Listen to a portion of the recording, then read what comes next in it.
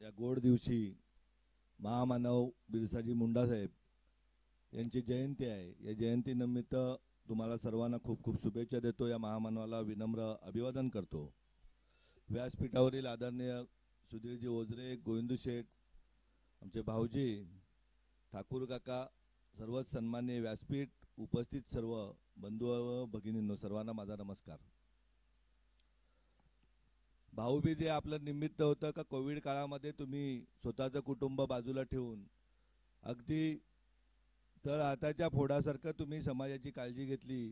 घरोघरी जाऊन प्रत्येकाला कोविड बाबतच्या मनातला संभ्रम होता, काळजी कशी घ्यायची, कशा औषधोपचार घ्यायचा, वेळ आली तर कसं दवाखान्यात घेऊन जायचं, आणि तेही एकदम तुटपुंजा पगारामध्ये मानधनामध्ये तुम्ही लोक समाजामध्ये काम करत होते।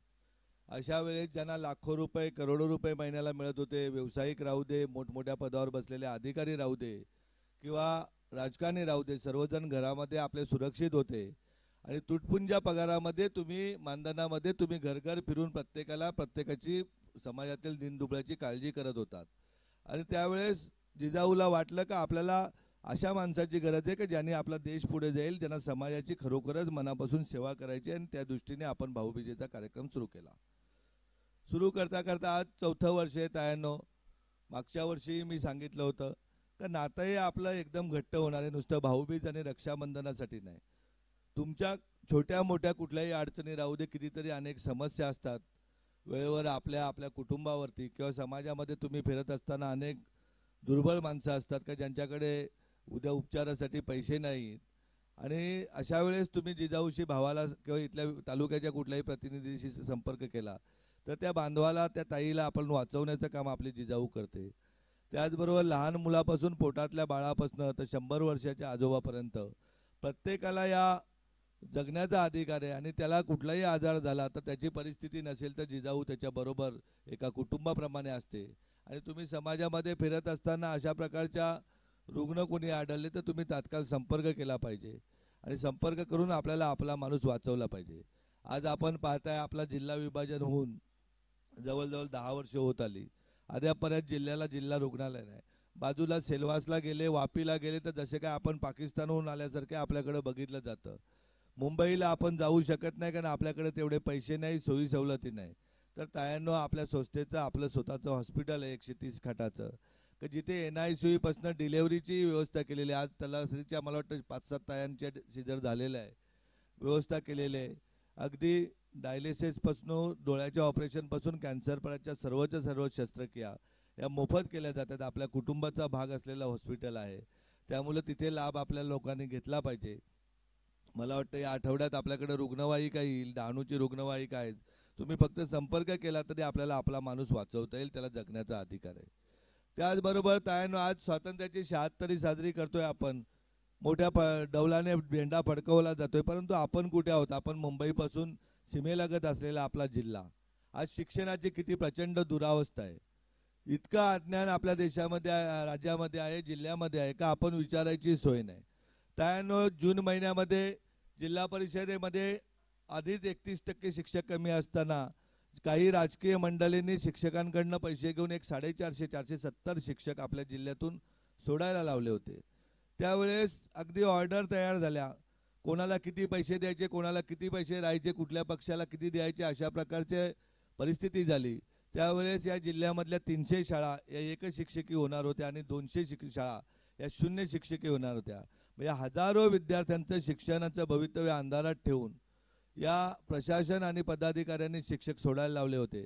त्यावेळेस आपण या जिल्ह्याचा एक भूमिपुत्र असल्याने एक याचिका हायकोर्टामध्ये दाखल केली की ज्यावेळेस भरती झाल्यानंतर आमच्याकडे आमचा हक्क आहे, आदिवासी जिल्हा आहे, का 10% पेक्षा जास्त शिक्षक कमी असताना एकही शिक्षक सोडू नये, आणि आज 31% शिक्षक कमी असताना हा शिक्षक सोडण्याचा घाट राचलेला आहे, तर हा घाट थांबला पाहिजे। त्यावेळेस माननीय न्यायाधीशांनी, हायकोर्टाच्या न्यायाधीशांनी जिल्हा परिषदेला आणि जिल्हाधिकाऱ्यांना आदेश दिले का जोपर्यंत या जिल्ह्यामध्ये शिक्षकांची पुरेशी भरती होत नाही, या जिल्ह्यामध्ये विद्यार्थी एकही शिक्षणापासून वंचित राहील अशी परिस्थिती आहे, तोपर्यंत या जिल्ह्यातून एकही शिक्षक सोडला जाऊ नये, अशा प्रकारची ऑर्डर केली। परंतु काय झालं, त्यावेळेस दुखावलेले राजकीय पक्षाच्या लोकांनी आज आपल्या अज्ञानाचा गैरफायदा घेऊन तायांनो गावोगावी अशा प्रकारे फिरवतात का निलेश सांबरेंनी पेसाला विरोध केला, पेसाला स्टे घेतला.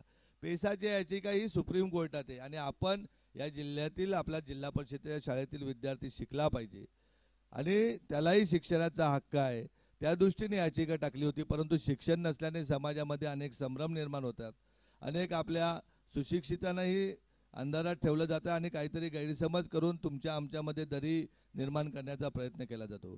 परंतु सत्य हे सत्य असतं, सत्य कधी पराजित होत नाही. त्या दृष्टीने आज खुलासा केलेले अनेक पोलीस स्टेशनला गुन्हेही दाखल झालेले आहेत का जेणेकरून अशा प्रकारच्या समाजामध्ये दरी होता कामा नये. त्यानं निवडणुका आल्या का या अशा प्रकारच्या दोन धर्मामध्ये, दोन जातीमध्ये, दोन पोट जातीमध्ये नेहमीच राजकारणी वाद लावण्याचा प्रयत्न करतात. तर आपल्याला सर्वांना विनंती आहे, राजकारणी झाला तर उद्याला ओझरे साहेबांसारखा झाला पाहिजे की ज्यांनी स्वतःची जागा सरकारी दवाखान्याला दिली, स्वतःची जागा तंत्रनिकेतन ITIला दिली, स्वतःच्यांनी एक शाळा निर्माण केली. अशा प्रकारचे राजकारणी आपल्याला अपेक्षित आहेत, पूर्वी होते. परंतु आताच्या काळात आपल्याला बघायला गेलं तर तलासरीमध्ये नार्वेकरांनी मागच्या वर्षी CBSE स्कूलला आपल्याला जागा दिली होती. आम्ही सांगतो वारंवार का आमच्या जिल्ह्याचा भूमिपुत्रच इथला लोकप्रतिनिधी झाला पाहिजे. त्याला कारणच आहे, एक लोकप्रतिनिधी लगेच त्या ओझरे साहेबांना पण मला वाटतं बरोबर घेऊन गेला होता, त्या नार्वेकरांकडे बसला, त्याला सांगतोय का तुम्ही कशासाठी जागा देताय, ही पोरं शिकली तर मग परत तुम्हाला त्रास होईल, तुम्ही राजकारणात पडू नका. म्हणजे अशा प्रकारचे बाहेरचे लोक असतात, त्यांच्या मनामध्ये आपल्या समाजाबद्दल द्वेष असतो, आपलं शिक्षण मिळू नये, चांगलं CBSE शिक्षण मिळू नये, त्यासाठी त्या नार्वेकरांवर दबाव आणून ती जागा द्यायला रद्द केली. तर दुसरा एक लोकप्रतिनिधी झेंडे लावून त्या जागेला मोकळा झाला की ही जागा आमची आहे. म्हणजे बघा, आपल्याला त्यांच्या जबाबदाऱ्या आहेत, आपल्या मुलांना शिक्षण दिलं पाहिजे. जशी त्यांची पोरं शिकतात इंग्लिश शाळेमध्ये, तशा प्रकारचे आपल्याही मुलांना शिक्षण दिलं. परंतु ते जबाबदारी विसरून आपण कसं आज्ञाने राहू, कसं त्यांच्या मागे लागून रोज भावाभावात वाद करू, गावागावात वाद करू, अशा प्रकारचं काम आताची राजकारणी मंडळी करते. त्याच्यासाठी शिक्षणाची व्यवस्था केलेली आहे. एवढं सांगण्यामागे तुम्हाला अर्थच आहे का आपण आपल्या झडपोलीला नव्हे तर ठाणे पालघर जिल्ह्यामध्ये आपल्या 8 CBSE स्कूल आहेत. तलासरीमध्येही जागा बघतोय, लवकरात लवकर इथेही CBSE स्कूल करू. त्यानं नुसत्या आशातही नर्सेस होऊन किंवा पोलीस होऊन आपल्या समाज पुढे नाही जाणार. आपल्याला समाज आता पुढे नेण्यासाठी एक भरभक्कम पाया आपण रचलेला की इयत्ता 9वी पासूनच JEE आणि नीटच्या क्लासेसची व्यवस्था झडपोली येथे केलेली आहे. अगदी अहमदाबादवरून जर आपल्या महाराष्ट्रातले अनेक प्रोजेक्ट गुजरातला जातात, परंतु आपण अहमदाबादवरून IIT टीचर झडपोलीला आणले आहेत का जेणेकरून आपल्याला आपल्या मुलांना JEE 100% क्रॅक झाले पाहिजेत, नीटला 100% गव्हर्नमेंट मेडिकल कॉलेजलाच आपला विद्यार्थी गेला पाहिजे. अशा प्रकारची व्यवस्था आपण निर्माण केलेली आहे. तर तुम्हाला सांगण्यामागे उद्देश हाच आहे, तुमचे स्वतःची मुलं राहू दे, शेजाऱ्यांची राहू दे, गावातील राहू दे, जे 8वी नंतर चांगले मार्क करतील, ज्यांना MBBS डॉक्टर करायचे, पुढे MD MS व्हायचंय, त्या विद्यार्थ्यांना आपल्या झडपोलीच्या CBSE स्कूलमध्ये प्रवेश द्या.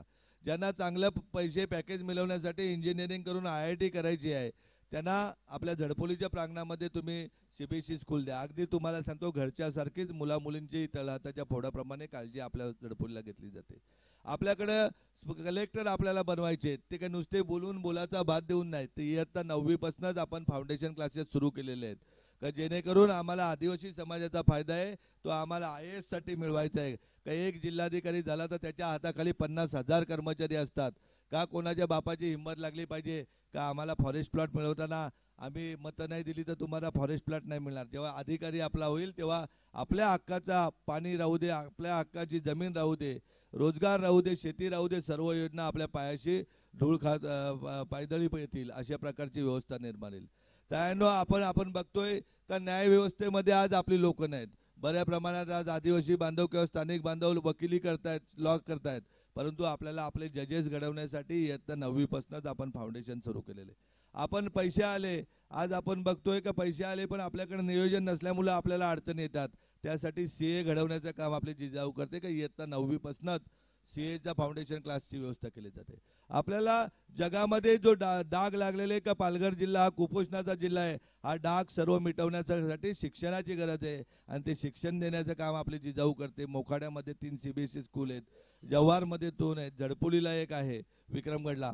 शहापूरला एक आहे आणि अंबाडीला आहे. आपल्याला तलासरी, डहाणू, बोईसर या पट्ट्यातही चांगल्या प्रकारच्या CBSE स्कूल करायचे आहेत, जेणेकरून ज्याप्रमाणे श्रीमंतांची मुलं गुणवत्तेचं शिक्षण घेतात त्याप्रमाणे गरिबांच्या मुलांनाही मोफत शिक्षण चांगलं गुणवत्तेचं मिळालं पाहिजे. त्यानं आपल्या जिल्ह्यामध्ये आपण बघतोय आपल्या हक्काच्या नामांकित शाळाचं शिक्षकासाठी पाठवलं जात आहे, परंतु दरवर्षी आम्ही बघतोय की अनेक शाळा बंद पडतात आणि शेकडो विद्यार्थ्यांना शिक्षणापासून वंचित राहावं लागतं. आपण बघतोय इयत्ता 8वी पर्यंत जिल्हा परिषदच्या शाळा आहेत, 9वी 10वीला शिक्षण न मिळाल्याने आपल्या जिल्ह्याचं दुर्भाग्य का हजारो विद्यार्थ्यांना शिक्षणापासून वंचित राहावं लागतं. तर त्यानं आजच्या भाऊबीजेनिमित्त तुम्ही मनाशी एक शपथच घ्या का आपल्याला आपल्या जिल्ह्यातील कुठलाच विद्यार्थी शिक्षणापासून वंचित राहणार नाही. जेव्हा जेव्हा अडचण येईल तेव्हा तुम्ही जिजाऊशी संपर्क करा. वेळ आली तर त्यांच्यासाठी आपण नवीन शाळा उघडू, परंतु आपण आपल्या समाजातील विद्यार्थ्यांना चांगलं गुणवत्तेचं शिक्षण देऊ. त्याचबरोबर आरोग्य कॅम्प होतात आपले जिजाऊचे, त्या ठिकाणी चांगले ज्याला ज्याला आजार आहे ते रुग्ण पाठवा. अगदी प्रायमरी स्टेजला असलेले कॅन्सरचाही 100% निदान होऊन आपल्याला आपला बांधव, आपली ताई, आपला लहान बच्चू वाचवायचं आहे. अगदी इमर्जन्सी कुठलंही ॲक्सिडेंट झालं तरी जिजाऊ बरोबर संपर्क करा. 100% आपल्या कुठल्याही माणसाला एकही रुपया न देता बरं करण्याचं काम आपली जिजाऊ करते, हे सांगण्यासाठी इथपर्यंत आलेलो. आपण या एकदा झडपोलीला. प्रत्यक्षात आपल्या जिजाऊची बघा का कसं रुग्णालय, कशी CBSE स्कूल आहेत, कशा मतिमंद शाळा आहे. त्याचबरोबर संपूर्ण महाराष्ट्रातील स्पर्धा परीक्षेचे विद्यार्थी आपल्याकडे गुण्यागोविंदाने अभ्यास करतात. आपल्याकडे कुठल्याही माणसाला त्याची जात विचारली जात नाही, त्याची शैक्षणिक पात्रता घेऊन त्याला ज्याला पोलीस बनायचे त्याला PSI बनवलं जातं, ज्याला PSI बनायचे त्याला DYSP बनवलं जातं आणि ज्याला DYSP बनण्याची ज्याची बौद्धिक पात्रता आहे त्याला SP बनवण्याचं काम आपली जिजाऊ करते. अगदी आई वडील नसलेला मुलगाही आपल्याकडून SP झालेला आहे. त्याच्यामुळं आता शिक्षणाची गंगा आपल्यापर्यंत आलेली आहे, आरोग्याची गंगा आलेली आहे. त्याचा लाभ जास्तीत जास्त आपल्याबरोबर समाजातील सगळ्या दिनदुबळ्यांनी घ्यावा, विद्यार्थ्यांनी घ्यावा, ही विनंती आपल्याला करतोय. आपण आज एकत्र आहोत, तसेच पिढ्यानपिढ्या आपण एकत्रित राहू. भाऊबीज हे निमित्त आहे, साडी हे निमित्त नाही आहे. आपलं नातं हे सख्या बहिणीप्रमाणेच माझ्याकडून निभावलं जाईल. कुठलीही अडीअडचण असली तरी नक्कीच तुम्ही आवाज द्या.